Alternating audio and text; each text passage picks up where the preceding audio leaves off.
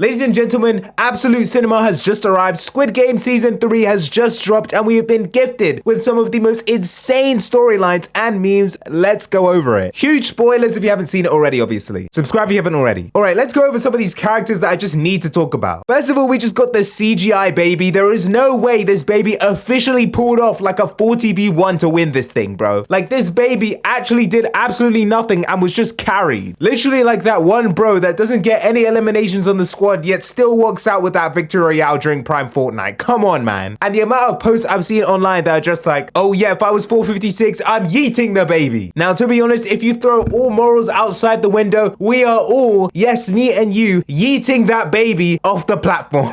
Like, bro, let us get the 20 mil, bro. Us. And this brings me on to another character, Player 100, the most overhated character in the whole series. Honestly, this guy added so much to the storyline. He was like 456's main op. Everyone was talking about how much they hate this character, how much this guy ruined the plot, how much of a hater this guy was, but let's just keep it a stack. This guy was the most entertaining, and throwing morals outside the window, this guy made some of the most logical plays in the series. He formed a group, backdoored the spellcaster lady, and in the end said, yo, we could low-key all walk out with 11 billion. One, of course, but still, that's a lot of money. And everyone is just talking about like me when I listened to Player 100 and walked out with 11.6 billion, showing them living the craziest life with the fastest cars, wearing suits, and eating the best food ever. Out of all the characters, by far the one that caught the most hate were the VIPs. Now, if you don't know about the VIPs, they're essentially this super select, uber rich group of people who are essentially paying to watch the Squid Games, right? So in Season 3, we essentially get to see like a bunch more of the VIPs. And essentially, they actually are now discussing the games, genuinely talking about it. However, the issue is they just sound weird. Like, they just don't sound regular. And everyone is just referencing to them as like this weird sounding group of people that say a bunch of generic stuff. I have to completely agree with this. Let's just server mute the VIPs, guys. Like, I listened to this in Korean with English subtitles, and the English voices for the VIPs just sounded like off to me. I don't know if it was just me, but it just didn't sound all that in my opinion. Now, I also have to bring up the fact of the police officer investigator guy. Bro, the memes I've been seeing about this guy are so accurate. Essentially, people are talking about if you think you're completely useless, just remember this guy. Essentially, this guy spent the whole series taking a pretty good amount of screen time, traveling, trying to look for the island, except bro was getting played the whole time. The captain guy was just leading him to random islands and not even helping him find the real thing, bro. And honestly, this led to him doing absolutely nothing for like the whole plot. Now, I know he had his little moments here and there, but essentially, bro was just traveling for this island up until like the last couple episodes where he finally finds it. And what does he do after he finally gets to this island? He gets to the island, swims through in the scuba gear, climbs up the ladder, finally sees the front man, and all he says is, Inho, why did you do it? Just to get ghosted. Are we serious, bro? You went through all of that just to get ghosted by the main guy who sprayed you down, and you just never see him again, and then he just ends up in the US. Are we serious? 120 got unalived in the craziest way by the other guy who was just like an insane manipulator but was also super smart. Somebody gave birth to a CGI baby. The grandma got off-screened in the most outrageous way. And of course, 456 playing one of the most ridiculous games ever to finally give it all to the baby. Now, if we are all in 456's position, will we be doing this? I don't know if we're all gonna be doing this. Let's just keep it a stack, okay? I mean, just like Player 100 said, what is the baby gonna do with the money?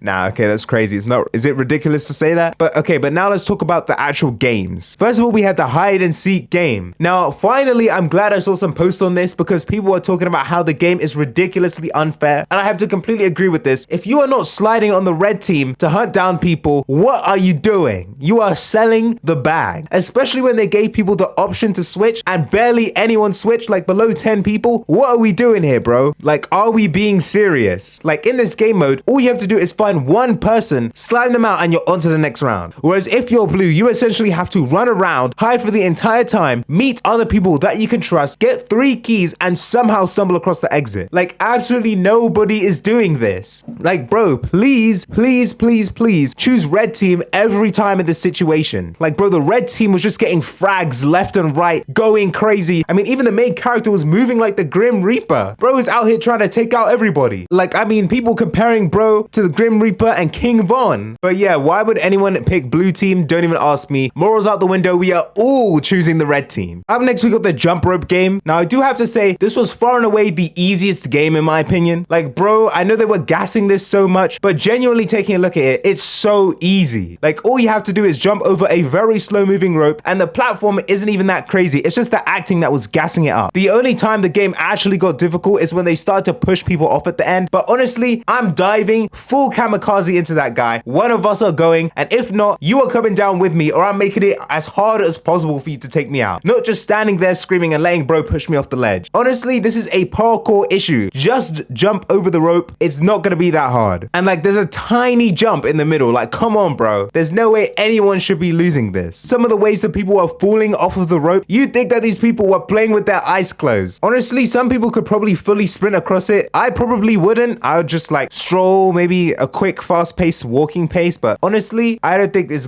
is that crazy. All right, this wasn't that hard. Now, unless you are like fully injured, unfortunately, how like the pregnant girl was, then you are cooked for this game. But honestly, I've seen the least discourse around this game because it's probably the easiest. Like, let's just keep it a stack. All of us are passing this game. All right, but the third game is where it really gets crazy. This is the game where they have the 3 platforms and someone has to jump off. Now, this is the outrageous part because this is where the whole debate and gameplay comes in. And this is why I say Player 100 is one of the most goated characters. He makes the plot super interesting and actually comes up with one of the best strategies to win the game. Bro said, okay, let's vote out 2 people. We can all walk away with 11.6 billion won. But no, what do? We take out everyone. So they get rid of Minsu. Honestly, I feel bad. I wasn't really a Minsu fan, but Minsu was getting played the whole time. Like, people were just taking advantage of him. So I'm glad he got his little moment, but Minsu had to go. Now, the next platform is where it starts to get ridiculous because they move so slowly with it to the point where they keep stalling and now they're almost out of time. And then bro switches sides. Now, honestly, I don't know the name of this guy nor the number, but you guys know the guy who was just angry and frustrated the whole time. He was low-key a go-to character, but kind of sold the bag when he started the game early. Honestly, the deadbeat father guy did the craziest backdoor, and honestly, I did not see it coming. But yeah, majority of people are claiming they are following Player 100 and that whole group to walk away with all the money. But then the outrageous part is where Player 100 starts jumping the other bro, trying to make him some lunchbox or something. No, sir. But yeah, that was crazy to see. But yeah, 100 is the definition of any means necessary. And coming up to that final game, we had like the 1v2. Bro was trying to sacrifice the child. Bro was trying to get rid of the child, which was crazy. But honestly, 456 made a smart move. I just gave it to the child. But yeah, that's why Squid Game has been completely ridiculous. I mean, they did a great job with this. And hinting American Squid Game at the end. I mean, what sort of games are they going to be playing? I think there's definitely going to be like a Sharks and Minnows, I think it's called. That would be a good one. Duck Duck Goose, I think would be obvious. Honestly, they could make up some custom games. And